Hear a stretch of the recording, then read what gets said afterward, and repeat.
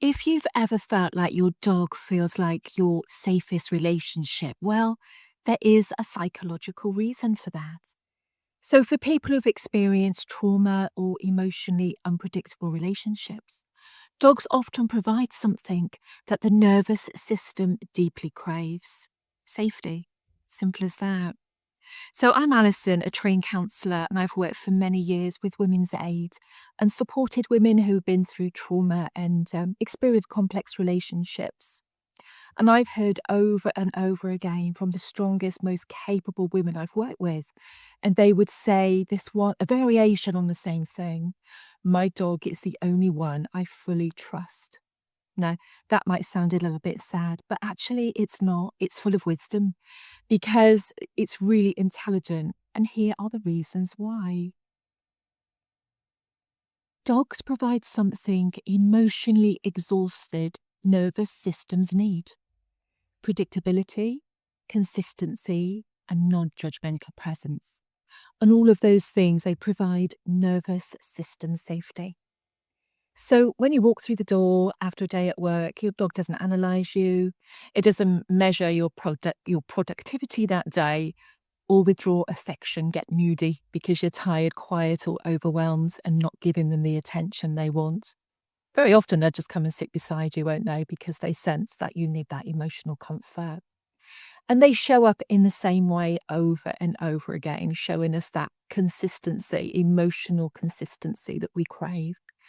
So, for somebody whose life has included instability, criticism, emotional unpredictability, or betrayal, that steadiness is really regulating.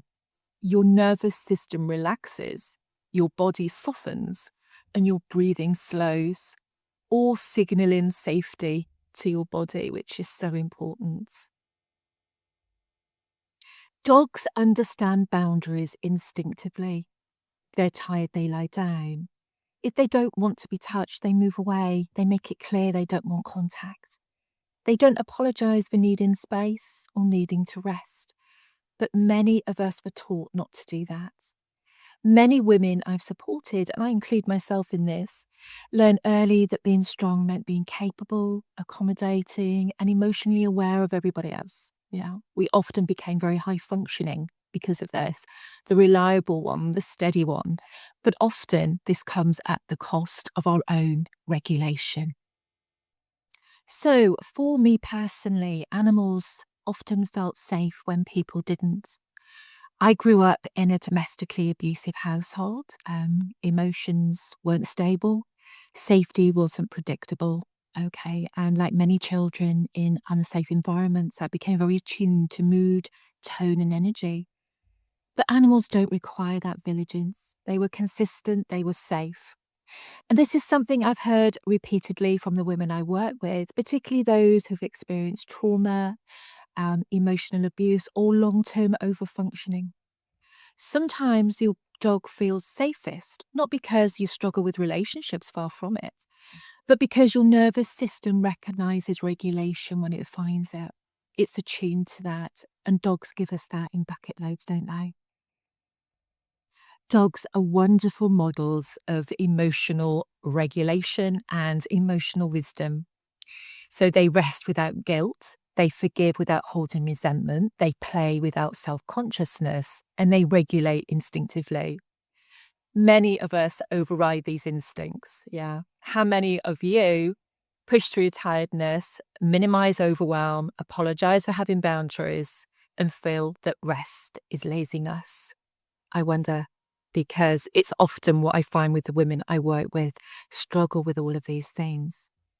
So, dogs demonstrate qualities many of us are still trying to relearn, mainly safety. That's the big one. Self trust, boundaries, and resilience.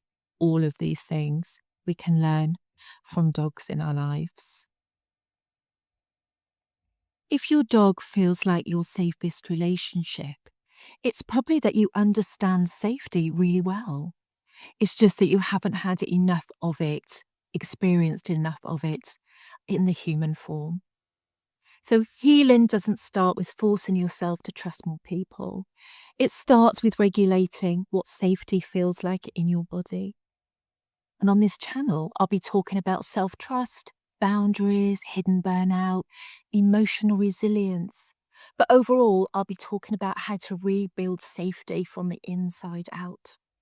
And look at what dogs can teach us along the way, which is the fun part. Yeah.